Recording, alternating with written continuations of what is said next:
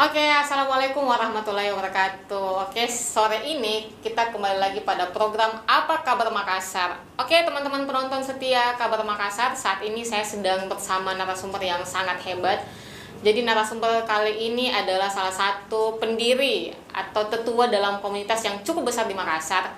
Jadi saat ini kita akan membahas tentang kakak guru ya. Kakak guru itu adalah panggilan untuk teman-teman volunteer di komunitas Rumah Berbagi Asa. Oke, halo Kak Avandi. Saat ini kita bersama Ya, Kak halo, Avandi. Bagaimana kabarnya Kak? Ya, alhamdulillah baik. Oke, Kak Avandi ini merupakan Dewan Tetua Rumah Berbagi Asa. Ya, oke, mungkin sebagai pengantar Kak Avandi, mungkin boleh dijelaskan dulu sedikit apa sih Rumah Berbagi Asa ini, semacam komunitas apa sih gitu?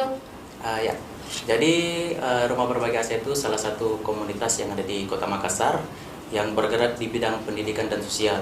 Jadi awal terbentuknya Rumah Berbagi Asa itu pada tanggal 25 Januari 2015. Nah, sebelum terbentuknya Rumah Berbagi Asa ini, awal namanya itu CSC Kak, atau CSC. Kampung Sharing Community. Oke. Nah, yang fokus program kerjanya pada saat itu fokusnya ke teman-teman SMA. Yang dimana kita melatih soft skill teman-teman SMA yang nantinya dia bisa aplikasikan di bangku kuliah. Oke. Nah, seiring berjalannya waktu pada tahun 2016 teman-teman founder atau teman-teman pendiri bersepakat untuk mengganti nama Kampus Sharing Community ini menjadi komunitas Rumah Berbagi Asa yang sifatnya independen, biar lebih luas cangkupannya begitu ya. Iya, iya. Kan kalau misalnya Kampus Sharing Community artinya sempit Ki. Iya, oke. Orang-orang yang bisa terlibat dalam lembaga tersebut Terbatas cuman ya. mahasiswa saja. Iya. Nah, jadi mereka mengganti namanya menjadi Rumah Berbagi Asa biar cangkupannya lebih luas lagi. Nah, oke Kak Avandi, nah komunitas Rumah Berbagi Asa ini kan cukup besar ya. Ya. Apalagi kalau tidak salah sih komunitas Rumah Berbagi Asa ini sudah merekrut angkatan ke-30 kakak guru. Ya, 30. Nah, boleh mungkin kakak guru ini sih apa gitu? Boleh dijelaskan gitu? Iya. Jadi di Rumah Berbagi Asa itu kita menggunakan layaknya di organisasi atau lembaga lainnya itu menggunakan menggunakan struktur ketua umum, wakil ketua dan lain sebagainya. Tapi di Rumah Berbagi Asa itu kita menggunakan silsilah kekeluargaan. Oke. Nah, yang dimana ada kepala keluarga, ada kepala kampung, ada sekretaris kampung, bendahara kampung dan koordinator divisi lainnya. Nah, jadi di Rumah Berbagi Asa itu kita menggunakan silsilah kekeluargaan. Jadi kepala keluarga itu tugas dan fungsinya sama halnya dengan ketua umum seperti itu. Nah, Oke. jadi kita menggunakan silsilah keluarga. Oke, mungkin balik lagi ke Avandi ya. Tadi kakak guru ini kan sudah begitu banyak angkatan, sudah ada 30 angkatan yang direkrut. Nah, kakak guru ini sebenarnya dia punya tugas apa gitu? Ya, jadi di Rumah Berbagi Asa itu kembali lagi ada tahapannya Kak. Oke. Nah, jadi untuk struktur kekeluargaan Rumah Berbagi Asa itu kan yang pertama ada anggota keluarga. Nah, anggota keluarga ini harus mengikuti semua program kerja yang ada di Rumah Berbagi Asa selama kurang lebih satu periode atau Iya. 1 tahun. Jadi untuk diakui sebagai keluarga besar Rumah Berbagi Asa harus mengikuti semua program kerja selama kurang lebih 1 periode. Nah, terus yang kedua ada pengurus. Nah, jadi pengurus ini anggota keluarga juga yang sudah melewati jenjang kakak guru tadi. Oke, Artinya sudah melewati semua program kerja yang ada di Rumah Berbagi Asa. Nah, terus yang ketiga ada dewan. Iya. Nah, dewan ini anggota keluarga juga yang sudah melewati jenjang kepengurusan. Oke. Nah, terus yang ketiga ada tetua. Nah, jadi tetua ini anggota keluarga juga yang sudah melewati jenjang kepengurusan dan jenjang dewan. Nah, yang terakhir, yang keempat ada founder. Nah, jadi founder ini ya itu pendiri dari Rumah Berbagi Asa. Oke. Iya, Kak Avandi, kalau nggak salah Rumah Berbagi Asa ini kan fokus ke bidang pendidikan ya. Bagaimana teman-teman volunteer ini ke pelosok untuk mengajar ke anak-anak sekolah gitu. Nah, sejauh ini mungkin yang dilakukan teman-teman volunteer itu ke desa-desa binaan itu apa saja? Apakah mengajar mata pelajaran atau kegiatan eskul dan sebagainya apa gitu? Ya, jadi di Rumah Berbagi Asa itu sebenarnya fokusnya bukan cuma di pendidikan saja. Jadi di Rumah Berbagi Asa itu kita bergerak di bidang pendidikan dan sosial. Oke, pendidikan dan sosial. Khususnya di program kerja kakak guru ini Kita kan ke dusun binaan yang terpencil. Nah, artinya kita berkegiatan di sana. Jadi ada dua fokus yang kita kerjakan di sana. Yang pertama fokusnya ke pendidikan. Jadi pendidikan itu kita fokusnya ke sekolah dan siswa. Nah, terus untuk sosialnya itu fokusnya kita ke desanya dan masyarakatnya. Jadi seperti itu. Untuk kegiatan ke sekolahnya itu ya kita mengajar di sekolah-sekolah yang ada di dusun binaan tersebut. Terus sampai benak sekolah juga, karena rata-rata dusun binaan atau sekolah binaan yang kita tempati itu bangunannya itu sebenarnya tidak layak, jauh dari kata layak lah. Jadi setiap kami berkegiatan di sana tetap kita adakan juga yang namanya benak sekolah. Nah, terus untuk fokus ke sosialnya, ke masyarakat itu kita tetap adakan juga yang namanya seminar ekonomi kreatif untuk warga masyarakat di sana. Jadi kita survei dulu kira-kira sumber daya alam apa yang bisa kita manfaatkan di sana sehingga kita bisa mengolahnya untuk menjadi satu usaha seperti itu. Oke. Tadi dikatakan bahwa ada kakak guru yang berbaur ke masyarakat untuk membagikan tentang pengetahuan seminar kreatif, ekonomi kreatif dan sebagainya. Di sisi lain ada juga teman-teman kakak guru yang mengajar di sekolah-sekolah. Nah, sejauh ini dari sejak 2015 Rumah Berbagi Asa ini sudah berapa banyak merekrut volunteer yang bergabung menjadi kakak guru? Ya, dari tahun 2015 sampai sekarang kan mulai dari kakak guru 1 sampai kakak guru 30 itu sekarang kurang lebih 300 orang. Ada 300 volunteer yang sudah pernah berkontribusi ya. Nah, tadi dikatakan juga ada sekolah binaan, ada desa binaan, dusun binaan. Nah, dari kacamata komunitas Rumah Berbagi Asa gitu sih, dia melihatnya kampung ini bisa dibina atau menjadi desa binaan itu apa kriterianya gitu? Ya, jadi di Rumah Berbagi Asa itu kita punya kriteria tersendiri untuk memilih satu dusun binaan. Nah, jadi sebelum kita berkegiatan di situ ada namanya observasi dan simulasi. Nah, jadi di observasi dan simulasi ini kita menilai sekolah dan dusun binaan apakah memang betul-betul membutuhkan kita atau tidak. Nah, kalaupun memang membutuhkan, kita berkegiatan di sana. Syarat membutuhkan itu semacam apa? Yang pastinya salah satu kriterianya itu mulai dari sisi bangunannya itu bangunan sekolah khususnya yang jauh dari kata layak, terus tim pengajarnya yang maksudnya yang masih kurang di sekolah tersebut. Kalau misalnya masih kurang ya itu masuk kriteria dari jarak juga termasuk pelosok. Jarak tempuh itu sudah termasuk kriteria. Sejauh ini Kak Fandi sudah ada berapa banyak sekolah atau dusun yang menjadi binaan kakak guru gitu? Dari tahun 2015 sampai sekarang sudah ada 9 dusun binaan. Oke, dari 9 dusun binaan ini, dusun mana sih yang punya kenangan paling buruk atau kenangan paling manis, mulai dari akses jalan, tantangan yang diterima oleh teman-teman kakak guru seperti apa gitu? Sebenarnya semua dusun binaan mempunyai kenangan, entah itu buruk atau baik, pasti punya kenangan tersendiri. Tapi mungkin yang tidak bisa dilupakan. Yang tidak bisa dilupakan sebenarnya waktu itu di Kabupaten Maros, di Kecamatan Camba. Tepatnya waktu saya mendaftar juga di Rumah Berbagi Asa pada tahun 2017 waktu itu. Di Kecamatan Camba kalau tidak salah, di Dusun Ara. Nah, pada saat itu kan di kegiatan Edu Inland juga. Artinya saya sudah bergabung di Rumah Berbagi Asa dan selanjutnya di kegiatan Edu Inland atau kegiatan puncak dari kegiatan kakak guru ini. Nah, kebetulan kan saya pada saat ke desa itu saya kan menyusul sama 4 orang teman lainnya dan bawa perlengkapan-perlengkapan yang nantinya akan dipakai di desa. Nah, kan untuk mencapai dusun itu kan ada jalan kakinya 1 sampai 2 jam, Kak. Nah, itu sejauh berapa kilometer tuh? Kalau masalah jaraknya saya kurang tahu juga, yang jelas 1 sampai 2 jam lah. Jadi pas sampai di tempat parkir motor itu, tepatnya mau jalan kaki itu pas jam 2 malam, Kak. Jam 2 malam dan harus jalan pada saat itu karena besok paginya perlengkapan yang saya bawa pada saat itu harus terpakai. Nah, jadi jam 2 malam kita jalan di tengah hutan dengan peralatan seadanya dengan senter HP. Dan itu sampai 2 jam. Sampainya tiba jam berapa tuh? Sampainya mungkin jam 4 kalau tidak salah. Karena ada sound system yang kami bawa pada saat itu dan banyak hal-hal mistis yang terjadi pada saat itu. Itu yang sampai sekarang yang saya tidak bisa lupakan. Masih tidak bisa dilupakan. Iya sih. Nah, sejauh ini Kak Fandi mungkin tantangannya sih kakak guru selama ini mendapat tantangan kan, orang-orang kan pasti berpikir ngapain sih jadi volunteer padahal ada pekerjaan yang menjanjikan uang, tapi kenapa rela-rela jauh ke pelosok untuk sekedar ngajar atau membantu masyarakat sekitar gitu. Ya, jadi sebenarnya untuk kan setiap perekrutan rumah berbagi asa itu saya dipercaya sama founder atau pendiri untuk membawakan materi sejarah RBA. Okay. Nah, di situ saya selalu tekankan untuk calon volunteer untuk menjadi anggota keluarga rumah berbagi asa itu sebenarnya tidak gampang. Nah, karena kenapa?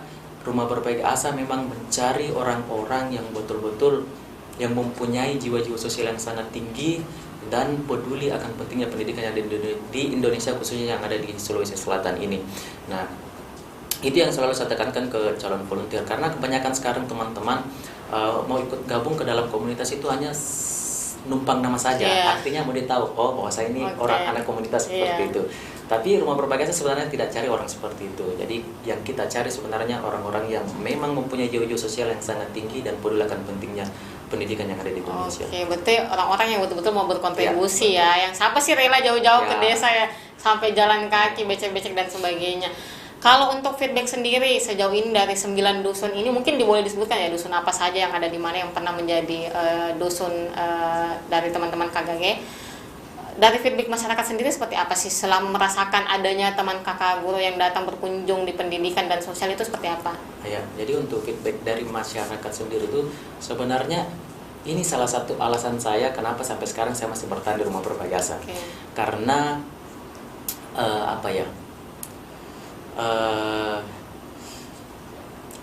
masyarakat yang ada di dusun binaan sana sebenarnya sangat berbeda dengan masyarakat yang ada di khususnya di Kota Makassar ini. Karena kenapa?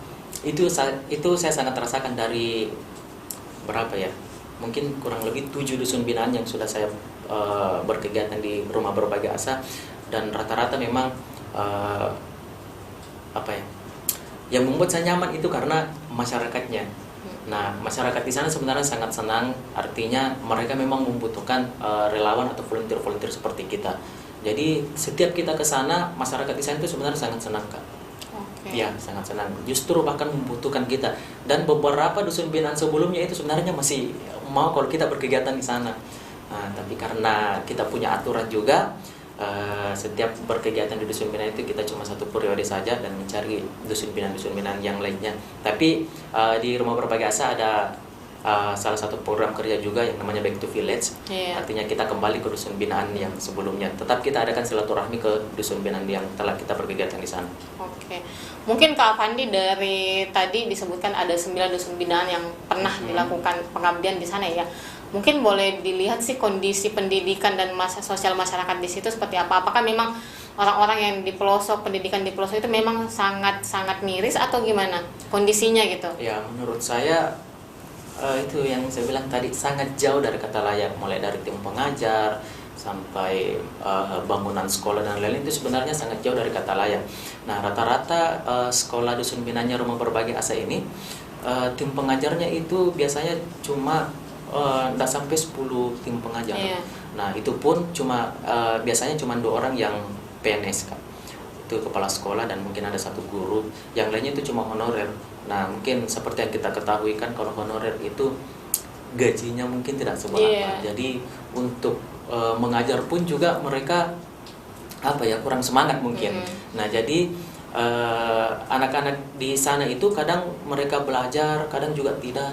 Tergantung, kalau gurunya datang ya belajar, kalau tidak belajar.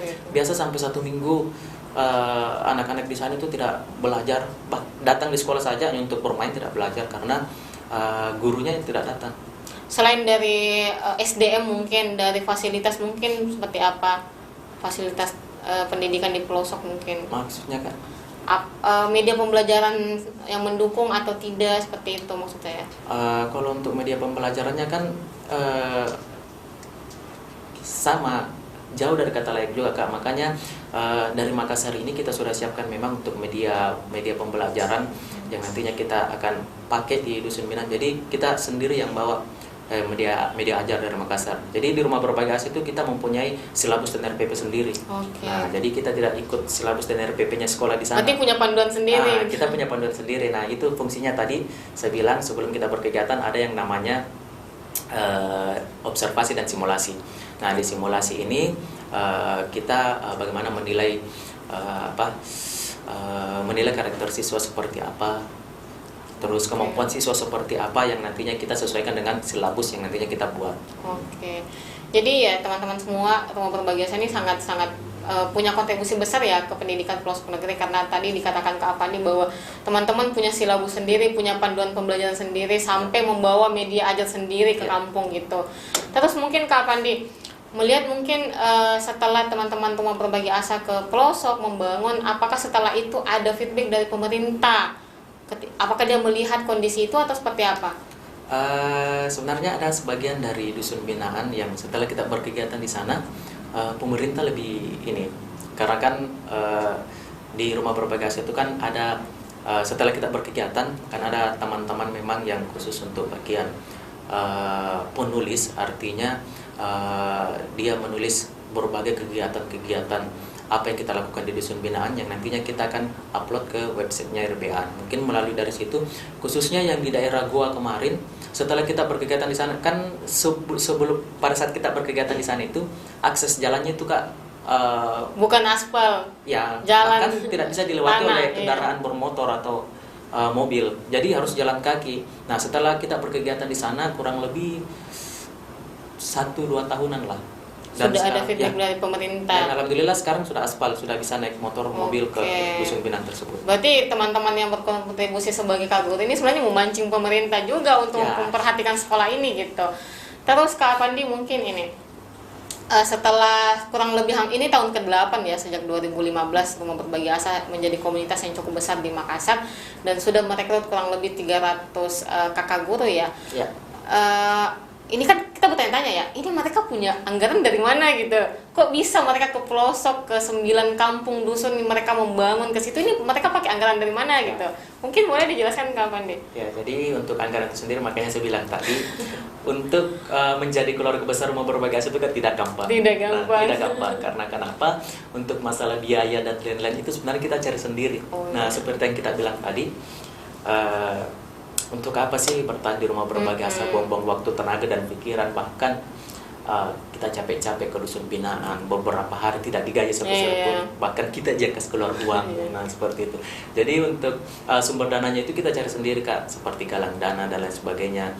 Terus di sisi lain ya kalau ada waktu kita buat proposal ke perusahaan-perusahaan atau pemerintah daerah setempat.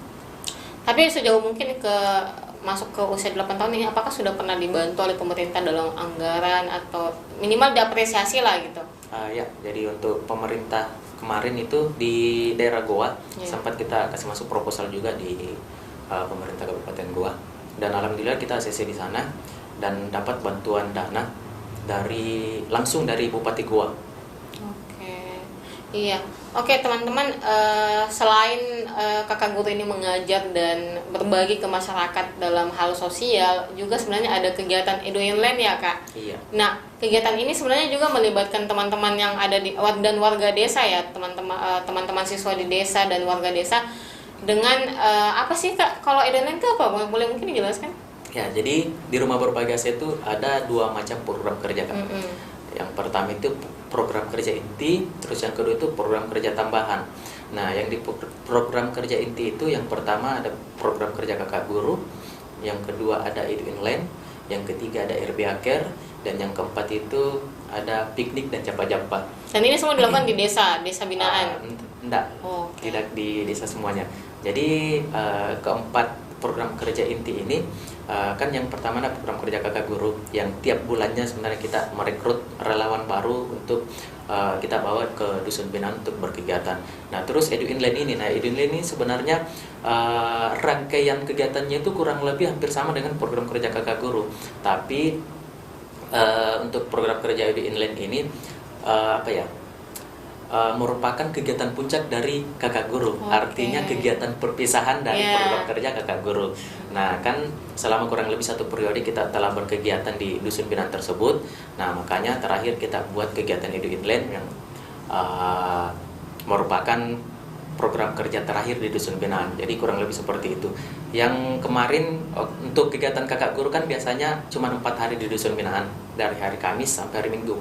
Nah, untuk kegiatan Edunland ini kita selama 1 minggu di Dusun Binaan. Oke. Ya, bedanya di situ. Oke, tadi kan ini sebagai kakak guru itu kan pasti meluangkan waktu berhari-hari di kampung, menjalani akses yang tidak mudah seperti itu. Jadi orang bertanya-tanya, menjadi kakak guru itu feedbacknya untuk di sini itu apa? Pasti orang bertanya gitu kan. Ya. Jadi kalau Kak Afandi melihat ada sudah 300 kakak guru yang pernah bergabung, feedback yang mereka dapatkan sebenarnya seperti apa? Kalau untuk feedbacknya itu sendiri, terkhusus untuk diri saya. Iya, secara pribadi aja. Ya, untuk diri saya sebenarnya yang pertama itu pengalaman. Terus yang kedua, awalnya saya gabung di Rumah Berbagi Asa itu sebenarnya bukan karena saya mempunyai jiwa-jiwa sosial yang sangat tinggi atau peduli akan pendidikan, enggak. Nah, jadi awalnya saya gabung itu karena teman-teman. Oke. Nah, rata-rata teman-teman saya yang ikut gabung duluan di Rumah Berbagi Asa menceritakan pengalamannya selama berkegiatan di sana. Nah, jadi saya tertarik untuk ikut gabung. Jadi pas saya ikut gabung di Rumah Berbagi Asa, saya jalan beberapa kegiatan di sana dan akhirnya saya bisa dibilang ya hati saya tersentuh. Nah, jadi berawal dari saya ikut gabung di Rumah Berbagi Asa itu, akhirnya saya juga mempunyai, maksudnya jiwa-jiwa sosial saya keluar gitu. Mulai tumbuh, ya betul. Dan saya setelah ke Dusun Binaan di sana dan memang sangat sedih melihat masyarakat atau siswa atau kondisi sekolah yang ada di Dusun Binaan sana yang mungkin orang lain tidak tahu. Oke. Nah, mungkin ini juga teman-teman jadi pembelajaran kita bahwa kita belum tentu tahu kondisi masyarakat di desa pelosok itu seperti apa. Tadi yang awalnya Kak Afandi cuma karena punya teman banyak yang gabung di RBA, tapi setelah menjadi kakak guru, juga merasakan ada simpati terhadap dunia pendidikan di pelosok itu masih sangat miris begitu. Nah, mungkin ini Kak Afandi ya terakhir mungkin pesan ke teman-teman penonton Kabar Makassar nih. Adakah yang ingin menjadi relawan atau bergabung ke Rumah Berbagi Asa atau bagaimana sih menumbuhkan jiwa-jiwa sosial kita gitu? Sebenarnya untuk menumbuhkan jiwa-jiwa sosial atau peduli akan pendidikan itu sebenarnya itu tergantung diri kita sendiri kan. Jadi yang bisa membentuk atau yang bisa merubah diri kita itu adalah diri kita sendiri. Jadi bagaimana kita bisa membawa diri kita sehingga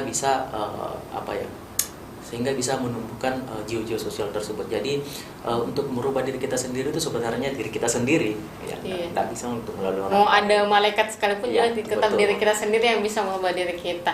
Ya, teman-teman Kabar Makassar, itu mungkin bahwa bagaimana sih cerita komunitas Rumah Berbagi Asa ini berbagi membangun pendidikan di pelosok negeri, mulai dari jalan kaki, melewati tantangan yang besar. Namun ini kan punya feedback ke masyarakat juga ya. Masyarakat sangat bersyukur dengan adanya Rumah Berbagi Asa ini. Dikatakan tadi bahwa sudah ada 9 dusun binaan yang pasti itu masyarakat merasakan secara langsung bagaimana feedback atau manfaat yang diberikan kakak guru.